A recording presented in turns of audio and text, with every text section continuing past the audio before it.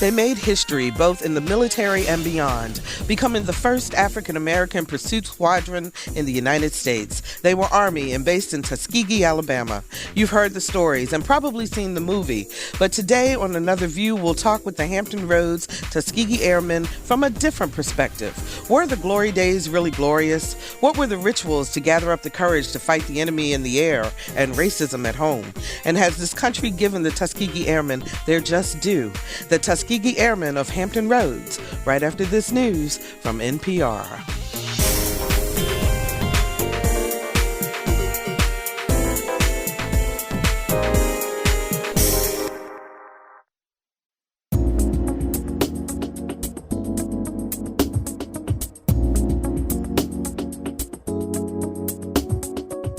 Discussing the issues and celebrating the successes of the African American community. This is Another View.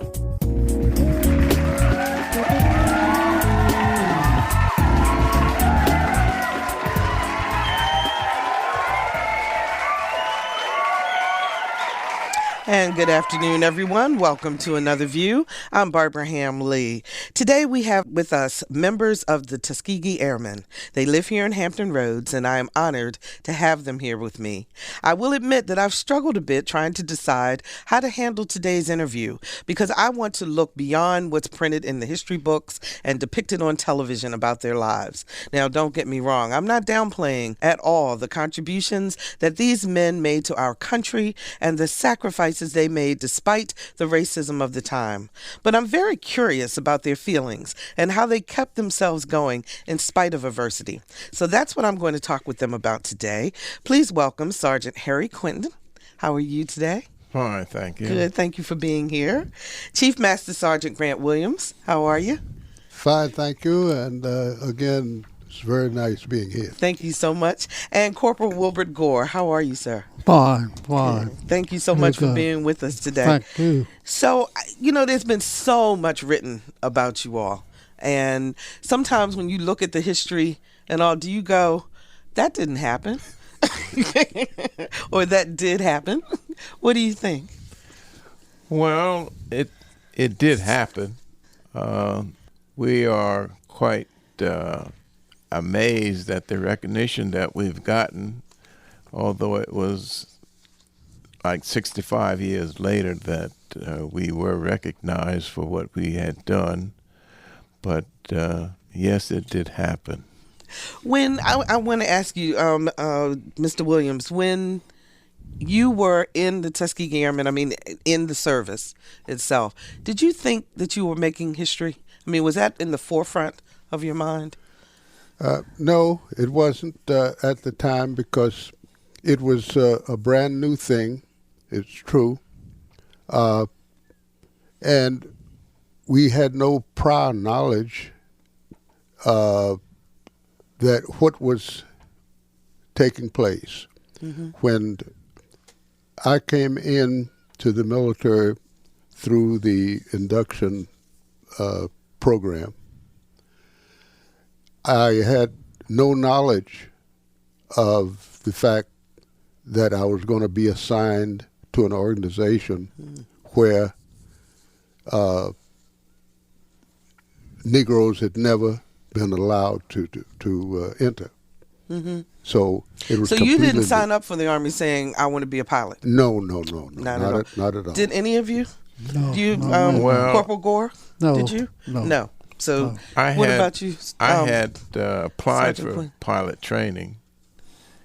I was eliminated because of my eyesight that said I didn't have depth perception. My depth perception was off. Mm-hmm. So, but at the time, there were no African-American pilots, correct? At the time I applied? Mm-hmm. Oh, yes. Oh, but the 99th had been formed and the 332nd, but they were still accepting blacks for training. Mm-hmm. And I had applied prior to entering the service. Mm-hmm. What year was that? This was 1944. Okay. And as I say, I was eliminated at the stage where you had to take these physical exams. And my depth perception, they said it wasn't good enough. So what did you wind up doing instead? Well, I went to aviation school before I entered the service because I knew I was going to have to go, and I didn't want to be drafted in the Navy. And, You're going to get in trouble for saying that in this town. Well, I still Just say teasing. I didn't want to be drafted in the Navy, and there was a reason for it, because the Navy, the only jobs they had for us was working in the kitchen. Mm-hmm. So that's not what I wanted to do. So right after high school, I went into an aviation school in Trenton, New Jersey, and I completed the course there and became a licensed airplane mechanic. So that way I knew that I would have a chance of getting assigned to the Tuskegee Airmen group. Mm-hmm. If I came into service as a licensed airplane mechanic, I figured they wouldn't send me to cook and bakery school. They would actually let you work on those airplanes. Actually, yes, and that's the way it worked out. Let me ask you, Corporal Gore, when you decided to sign up for military service, it was during a time when this country was segregated. What was going on in your mind that made you say, you know what, I still love this country and I want to serve? No, I didn't volunteer. You didn't volunteer? I was Okay. drafted. Okay. I was drafted. 1947. No, I didn't volunteer, but I'm glad I went now, because it helped me to get a job. By being in the aviation business, I got a job in Naval Air Rework, worked on airplanes there, and that's where I retired from. Mm-hmm. I didn't retire from the military. So you didn't feel any resentment from just the fact that you had to fight for a country that wasn't treating you very well at the time? That didn't even come by my mind. Before I spent a year in the Civilian Conservation Corps in 1941, and from there I was drafted in the Army. And I didn't have much of a choice, but it helped me out. What made you gentlemen decide that you wanted to do aviation as opposed to ground fighting, being an infantryman, or doing something else in the service? What was it about the air? Well, it wasn't so much about the air. I took basic training in Biloxi, Mississippi, and I was transferred. My first duty was 6th Ferrying Command in Long Beach, California. I was a ferrying command. I was at the Douglas Aircraft Factory, and they would take planes from Douglas and send them to London, England. They stopped. The only thing bothered me, they would stop at Hickman Field, Hawaii, and we wanted, there was four blacks in there, and we wanted to go over there, you know, but they said they didn't have no facilities for blacks at Hickman Field, Hawaii, and they stopped over Hickman Field overnight and went on to London, England. They make the trip about 7-8 days. It takes them to go and come and get another plane and take it back again. And we had blacks couldn't go because there was no place for you to go. There was no place in Hickman Field, Hawaii, for blacks to stay overnight, and they wouldn't let us sleep on the plane. So, how did that make you feel? I mean, that stopped you from doing something you really wanted to do. It stopped me, but I didn't have no choice. You either stayed or go to the brig. I'd still be in Leavenworth if I had to do that. No, that's what it come out to be. That was the life. That was it. That was the life. What made you go? Mine was quite different from theirs. This is Master Sergeant Grant Williams. You see, I went in much earlier than they did, and I went in through the draft. Not that I wanted to go that bad, but everybody of age, all men, were required to serve.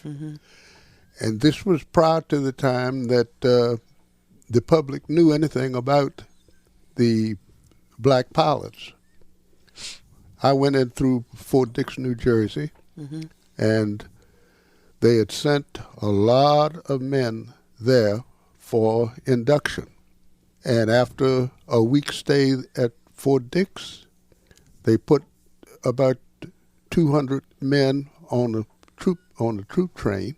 And when we wound up, we found we were in Tuskegee, Alabama. And that was the first knowledge that I had of the training program. So you didn't even know what was going on? Didn't know what was going on at all. No. So I was surprised. I didn't have a choice. And what did you wind up doing? In other words, what was your job? After we finished basic training, they assigned me to an organization that no one seemed to know its object.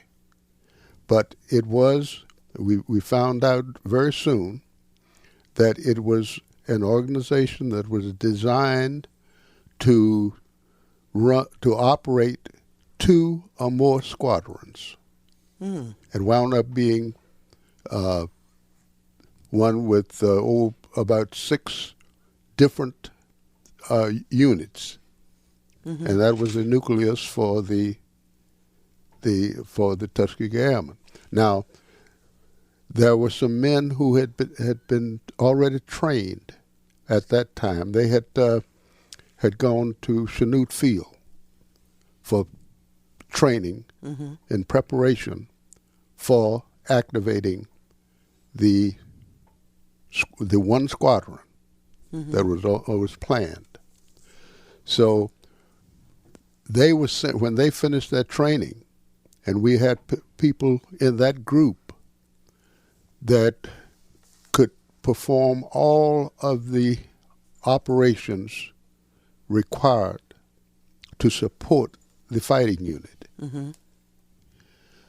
So when we got finished with basic training, they assigned men from that group to these brand new units.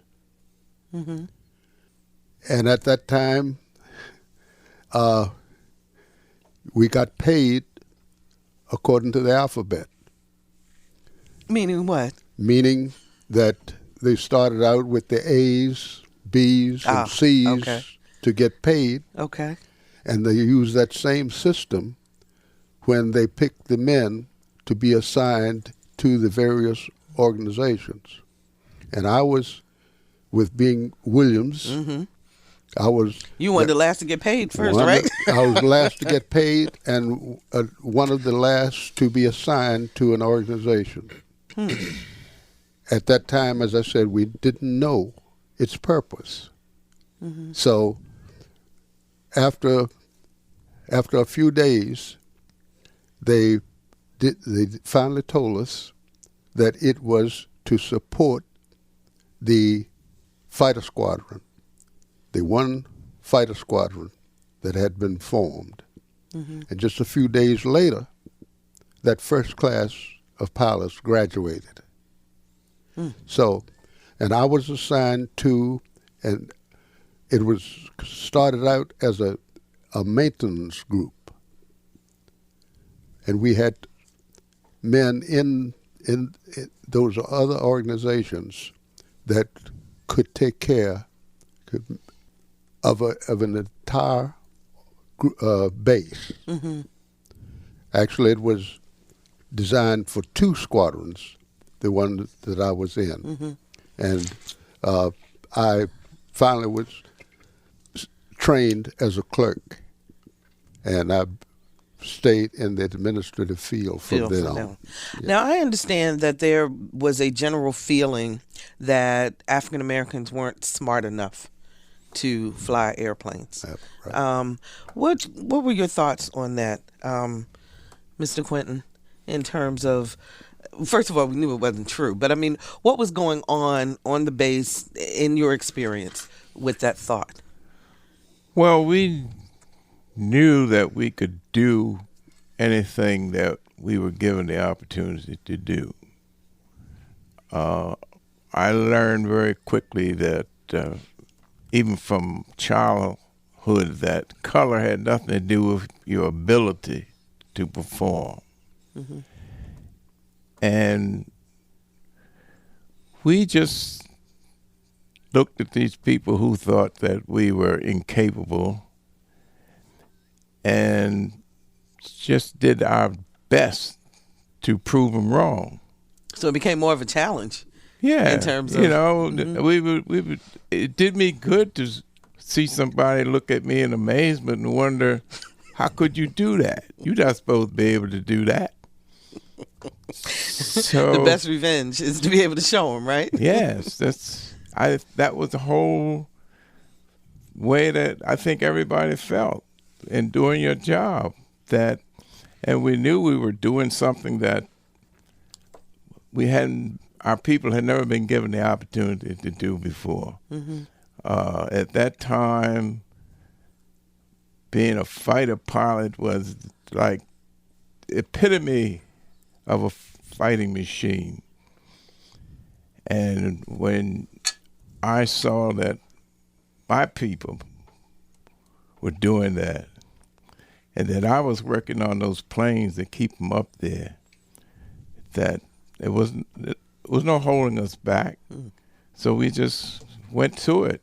And when you asked me how did we feel, yeah, I felt resentment of the way we were being treated.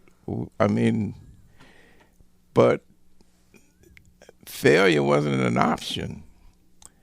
And another thing, you pick your place to fight. You pick your battles.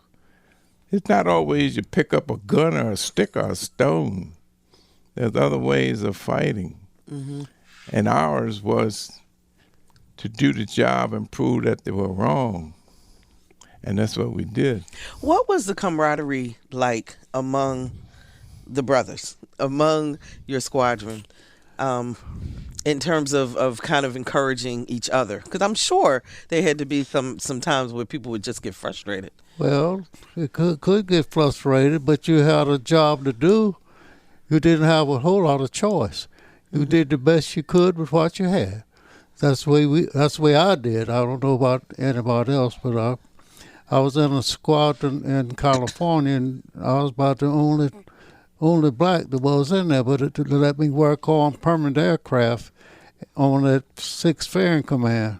Mm-hmm. So with my number, my MOS, then they found out that I had MOS when the Tuskegees come back from... MOS, what's that mean?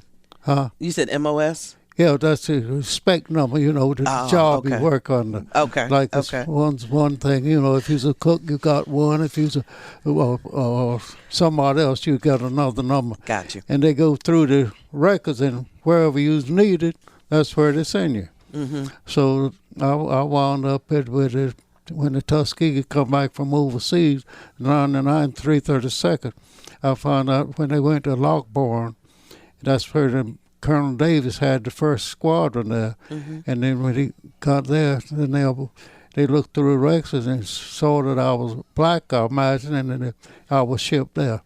And that's where I stayed till I was discharged. Until you discharged. So I see you all have on these gorgeous red jackets and shirts. And I know that the movie was called Red Tails. So is it really true that the tails of the plane were painted red? It is true. Yeah. That was well into the program. It's something when you started off with this segment, it came to me that that was well after the organization was working. Now, we failed to mention anything about this follow-up on these conditions to start out with. Mm-hmm. Back in 1925, there was an Army War College study that came up with the theory that colored people were incapable of handling complicated machinery. That was before, that was the one of the reasons that they used for not allowing them to train to fly. We were lucky to have as a leader a man who had served 4 years at West Point. He was the only man of color there, and he had to fight to stay there.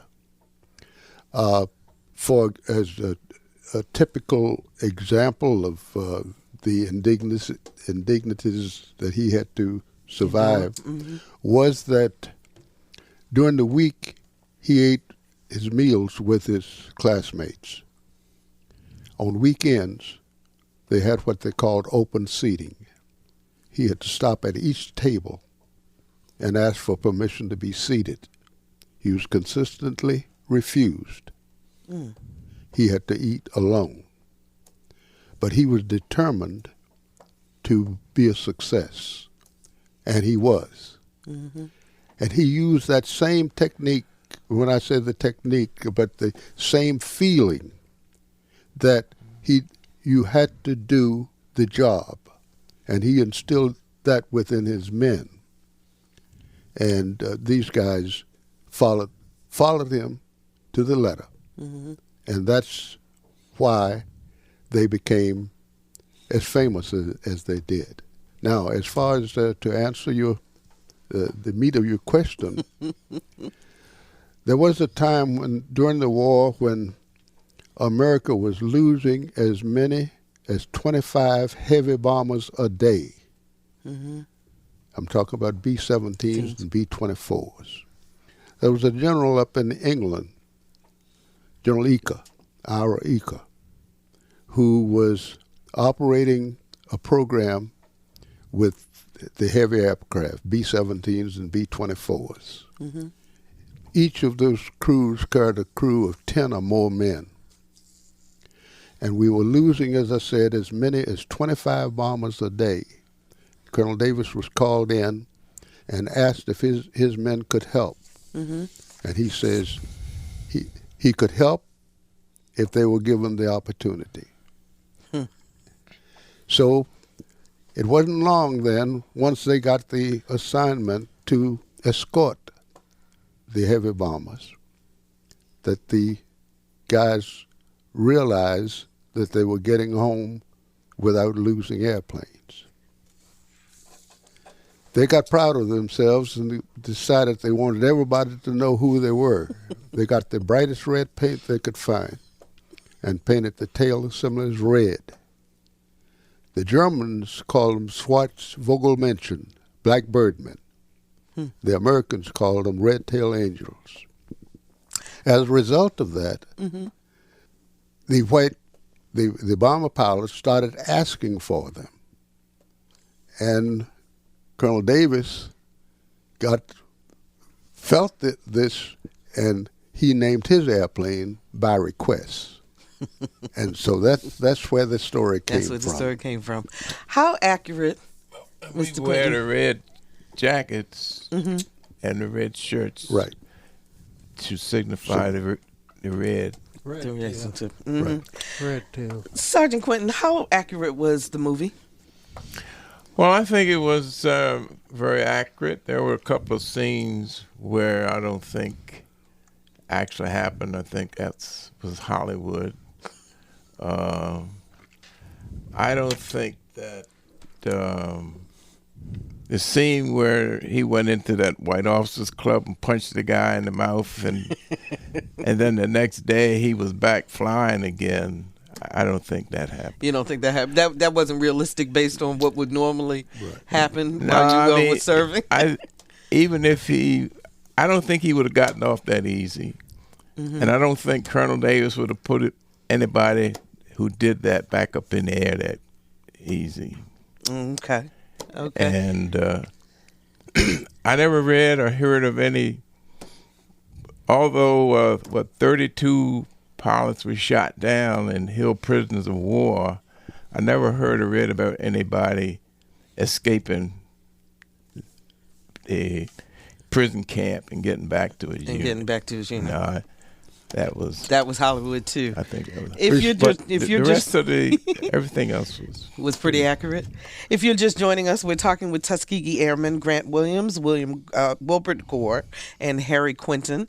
Your thoughts on the war, or on the movie itself, rather, Corporal Gore? I saw it twice. I saw, two different versions of it. And some of it was right. Some of it was a little. They had to add a little glamour to it. Add a little glamour to it. So, all in all, I can't no exact comment on it. I liked it. I saw it twice. You liked it? You saw it twice? I saw it twice. A lot of it was for real, too. I mean, it did happen. Because that's like if you told Colonel Davis. I flew with Colonel Davis when he took his first, got the first field down in Lockbourne, Ohio. When he first come back from overseas, it's 99th to 332nd. I don't know which was the end, but when he come back, he got the command of Godman Field in Kentucky, right across from Fort Knox, and that's where I was shipped from California back there in Ohio. No, I mean, I left from California and went and they shipped me to Colonel Davis's outfit. Oh, okay. So that's the way When you all came home after your service was done, after you were discharged from the Army, were you famous at home? No. No, they didn't know nothing. No. Go ahead. Let's start with you, Mr. Quinton, first. That was a provision that every veteran returning would receive $20 a week for 52 weeks. They call it 5220. 5220 club. Mm-hmm. When I came home, some of the fellows had been discharged earlier than I had been, and they said, I asked them, did they get your 5220 yet? They said, you can't get it. Uh-oh. I said, why? He said, they won't give it to us. So I went to the office, the employment office, I think it was, and the guy looked at me and he says, you can't get 5220. So it was only because I think they didn't want us Negroes having $20 a week standing around and not working. So anyway, none of the black soldiers got their 5220. That was in my hometown. In your hometown. In Salisbury, Maryland. Okay. But I picked up and left town and went to New Jersey, and I went into the office there, and the first thing they said was, you can get your 5220. So it really depended on what was going on back in your hometown. Yeah. Nobody didn't care what outfit you were in or whatever. I heard fellows say when they came back from overseas, when they come off the boat, there was one door marked colored and one door marked white. So we were right back from where we left.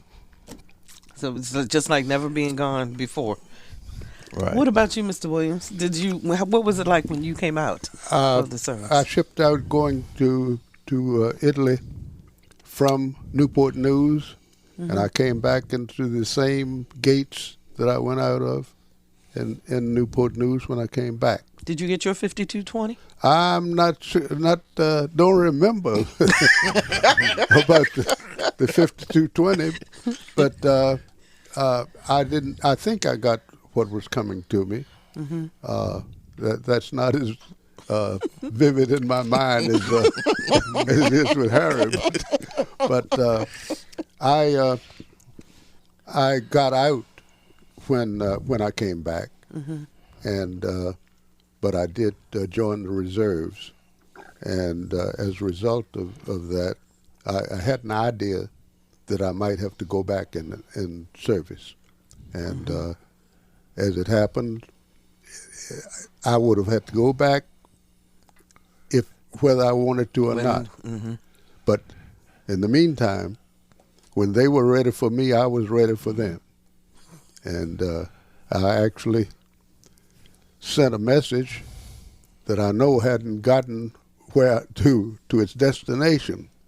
I put a request in the mailbox when I was going out to work one morning, asking for information on coming back on active duty. And of course, I had prepared for that. So when I got home that day, there was a greeting asking me if I wanted to come back. Now, I know my letter hadn't gotten anywhere, but that's why I said they were ready for me and I was ready for them. And I came back and stayed another 24 years after that. Wow. Mr. Gore, did you get your 5220? Yeah, I got it. You got yours? I got it, yeah.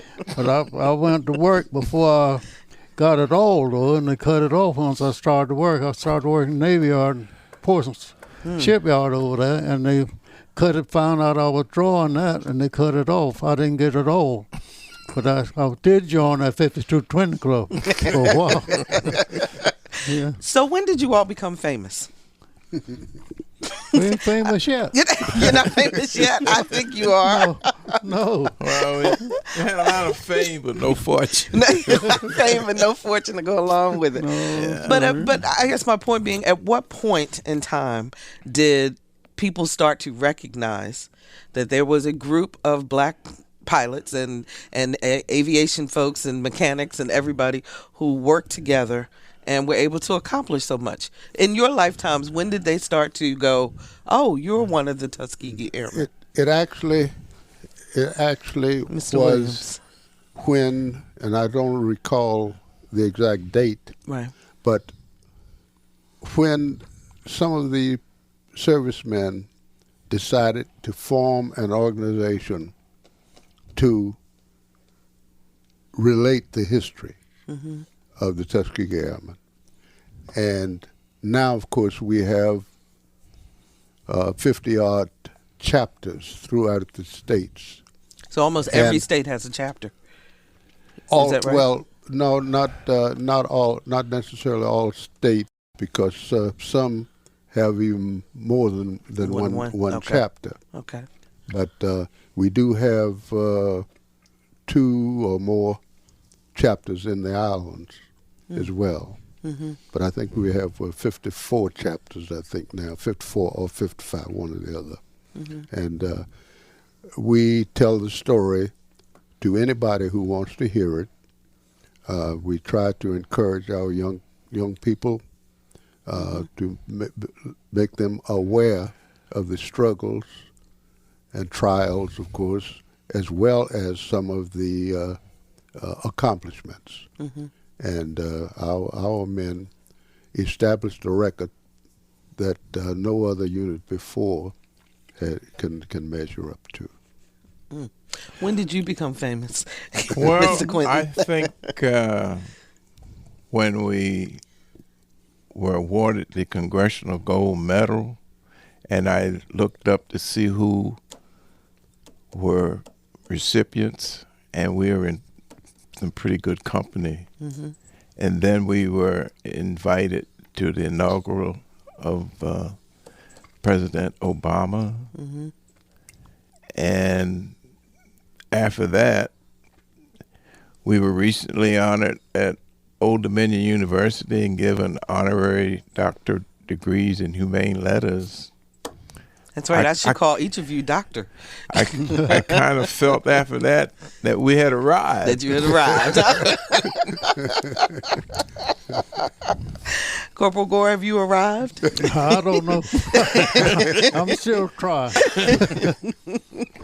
No, this is the president give it. That didn't give it for us. Corporal Gore is wearing his congressional medal, and it is Come on. beautiful. It is absolutely beautiful. It's gold. And they got the planes on one side, men on the other, pilots on the other side. Absolutely. And I see the smile on your face. That is a great source of pride for you. Well, something. It's still something. Yeah. So what do you all think about the fact that in your lifetime we elected an African-American president? Well, I thought Mr. Williams, since you are the senior of the group, since you told me. I've been around a long time, and I certainly didn't have any ideas that we would reach that stage. However, I'm extremely proud, and this most recent election broke a record, and to have one that can have two terms. That's Mm-hmm. right, 2 terms. Mm-hmm. And I know there are a lot of people who are against him, but I think we have something to be proud of. Sergeant Quentin, when you think about your sacrifices and your history making and how that contributes to ultimately the election of a black president, how does that affect you? Well, Grant and I had the opportunity to meet the president and the first lady, and I shook his hand, and I had his hand in this hand. I had my other hand on his arm, and I said, I spoke to him just like he was my buddy. I said, "I'm proud of you, man." And he said, "It's people like you who have made this possible." And of course, I never in my wildest dreams I ever think I'd live long enough to see a black man being elected president. And certainly after he was elected, I didn't think he would make a second term. So it does show that we have made a lot of progress. We've come a long way, but we still have a way to go. Ways to go. And I want to expound on that a little bit, but I want to hear from Corporal Gore in terms of your thoughts about the president and the ability to elect a black president in your lifetime. I've seen it, and I'm glad I lived long enough to see it, because when I first started voting, I had to pay a poll tax to vote, and there wasn't no blacks running for nothing. No. Wow. And I had to pay $1.25 for poll tax in the city of Portsmouth in order to vote, even for the city people, and there was no blacks even running for nothing. But I still had to pay the $1.25 to vote. So talk to me about that a little bit, because I've never met anybody who actually had to pay the poll tax. Yeah, it it happened. Yeah, I paid it. And were there lots of blacks who would vote? No, there wasn't many blacks to vote, because wasn't many had $1.50 to pay. Didn't have the money. That's right. You're talking about a day's work. I went in the Navy Yard when I was in CC camp. When I left school, went to CC camp, stayed a year. I come to Portland, went to the Navy Yard. I was making $4.12 a day. Now that wasn't an hour now. That was per day. That was per day. And what year was this? 1941. In 41. Yeah. Wow. Yeah, so that $1.25 was a lot of money. Yeah. That's right. Absolutely. It was. So when you talk to young people today and they hear your stories, and when you hear some of the continued ugliness that particularly around the election and around some other things in terms of race, do you think we've come a long way, but we're not far enough? Do you get frustrated because you feel, look at what we've how far we've come? Right now, they're so far up, they don't see it like it was then. See, when it's not as overt. Yes, right. When I had to walk 4 miles to go to school, black, I had to walk through the mud and sleet and everything else. Down the road, the white boys had a school bus and a school. I went to school and had to go in and build a fire, go in the woods and cut wood and put in the heater to stay warm while I'm in school. But nobody never, well, it did happen. But they say they think you're telling a joke, trying to be funny. No, I believe it did happen. It did. Definitely. So when you see things that happen today, do you get frustrated? Or do you say, we did all of this, why are you all still... When we run up against that type of thing that still exists, we do get upset because we thought that we had won the battle.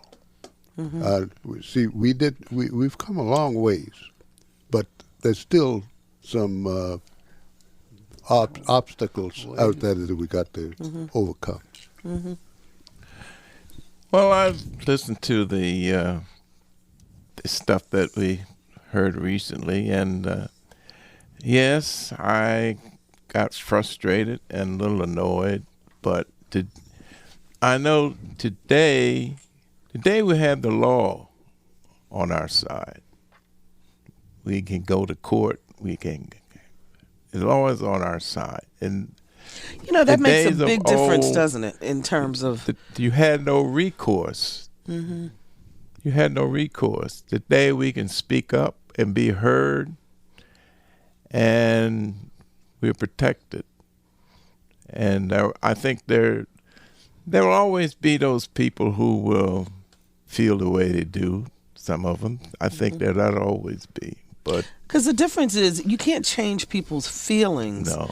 But you bring up the point about being able to have a law to be able to fall back on, so that you can have some recourse. Yes. That's an interesting point. Yes. So we just have to keep on marching and overcome. What are your fellow Tuskegee Airmen doing? Across the country? Do you all keep in touch? Do you get together for reunions? Yes, we have those chapters, as I mentioned. The majority of them have meetings, at least most of them, monthly meetings. We also have an annual convention, and we meet people that we've known back during war times and whatnot, and things of that nature. So you keep in touch with people that were in your squadrons? Absolutely. And you see, we have we have. You Sergeant Quinn, you said no? Maybe he does, but you're not keeping in touch? All my friends are gone. Oh, okay. I just heard the other day that my first black squadron commander had passed. And the people that I knew in the service, I've long lost contact with them. Yeah. So what do you all think about today's Army? Is it different? Is it the same? Are today's Army men and women, up to standard? I didn't make a career of the service, but from meeting and reading, it is quite different than what it was when I was in the service. I mean, the advantages and the opportunities, it's a wonderful opportunity if you are the type of person who can make military your lifestyle. You didn't particularly care for the military lifestyle, did you? I was not a military person. I liked what I was doing. I was proud of the work I was doing. But I had the GI Bill of Rights coming. And being 20 years old, I saw that people who got ahead had college educations. So here I had the opportunity to go to any college that I could get accepted to, and everything would be paid for, and then they would get a check in addition to that. I saw no reason to want to stay in the military. So what did you do with that? Well, I went to, I graduated from Long Island University with a BS degree in accounting, and even after that, I didn't get a job right away. People weren't anxious to hire me. I would talk to people on the phone about a job that required no experience. When I get there, they look at me like, oh. And then it would start asking me all sorts of questions about, did you do this? Did you do that? I said, well, the job said no experience necessary. But I kept going. I didn't stop. I just kept, and finally, I landed a good job with the U.S. Treasury Department as an IRS agent, and I retired from that job. And life is good. I retired, And I stayed out for a little while. Then I went back to work again, and I retired from that job. And now, when I get up in the morning, before my feet hit the floor, I've already made a day's pay. Life is beautiful. Life is beautiful. So, Corporal Gore, what did you wind up doing after you got out? Well, when I got out, I went got a job at civil service. By my aircraft experience, I got a job in Naval Air Station. That's where I retired from 37 years. Wow. And I ain't had another job. And you didn't want another job. I didn't look for another.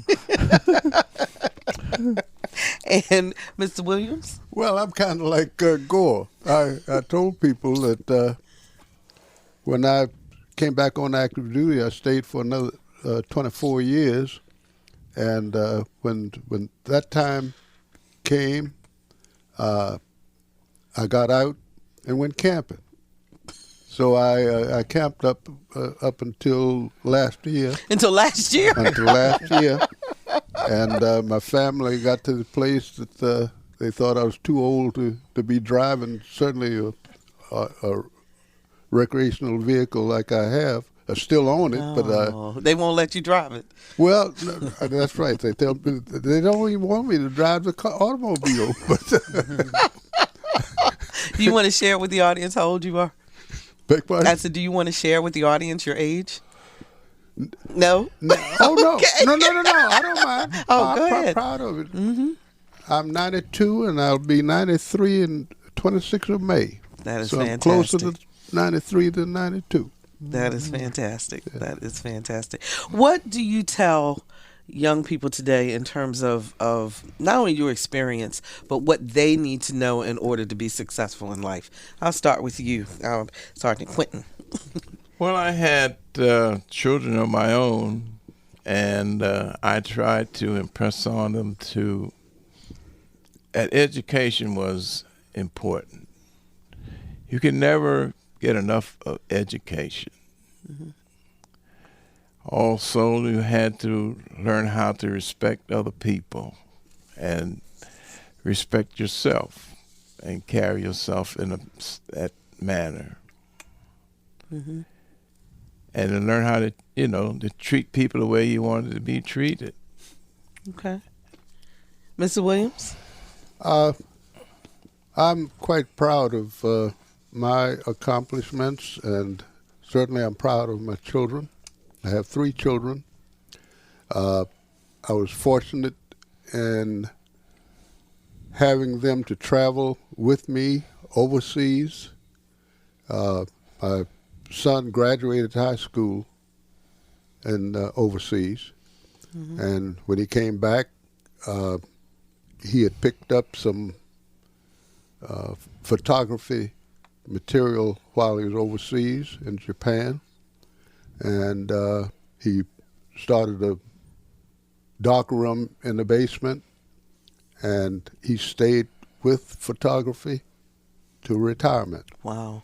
The two daughters, both college graduates. One is retired. The other one is still teaching. And I'm quite proud of them because they're doing well. I have no qualms about my life, and I'm just thank God for every day that He gives me. And I really don't feel. I mean, I know I'm old, but I don't think I'm going to be too unhappy when the time comes that I have to go to a better place. I wish the audience could see you because you do not look anything like a 92-year-old. That's for sure. Right. You look great. And finally, Corporal Gore, your life, your final thoughts? Well, I don't know if my family. My wife passed, my daughter passed, and I got 2 sons, and they live close by, and I live by myself. So I don't know. I'm here. You're doing okay. Yeah, I'm doing. I think so. Now I know you all do a lot of speeches at schools and so forth, right? No, I don't. I don't talk not a lot. But the only thing I tell anybody, that's the old saying, if to do unto others, you have them to do unto you. If you step on somebody going up the ladder, you're going to meet some same people coming back down the ladder. You got to remember that. That's for So sure. That's about about the best I can put it. So you two do speaking, right? Don't you Yes. speak to schools and, Oh, yeah. and church groups and so forth? Yes. So if someone wanted you to come to their group, where do they find you? They can go on our website, and they can put a request through the website. Okay. Grant is the chairman of the Speakers Bureau, and I work for him. Do you know that website address? If not, we'll Yeah, get it. it's You don't know it? Okay. No problem. We will messed find that it. up. That's on okay. there. We will find it and put it on our website, anotherviewradio.org. And Our president out there, he can ask him. okay, that we'll take That's care what of his that. job is. And also, you can become a member of the Tuskegee Airmen. Is that right? Absolutely. How do you do that? Just On the website? We meet the second Wednesday of each month. Okay. We meet at number 1 Franklin Street in Hampton, Virginia. Okay. And anybody who's willing to help us to perpetuate the legacy of the Tuskegee Airmen and to help carry on the name, That's what we'll do. welcome. Fantastic. The website is tai-tidewaterchapter.com. Gentlemen, thank you so much. It has been an honor and a pleasure to talk with you. And we'll be right back.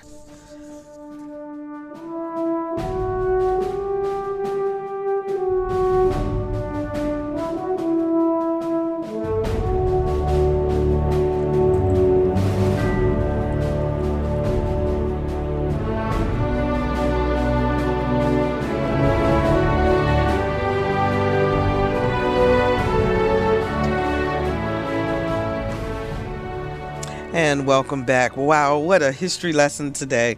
Our thanks to the Tuskegee Airmen for sharing their thoughts so openly and honestly. If you'd like to hear the show again or any other Another View program, please visit our website, anotherviewradio.org. Just click on Stream Episode to download the podcast. And while you're there, please sign up for our eView newsletter. It's a once-a-week reminder of upcoming shows.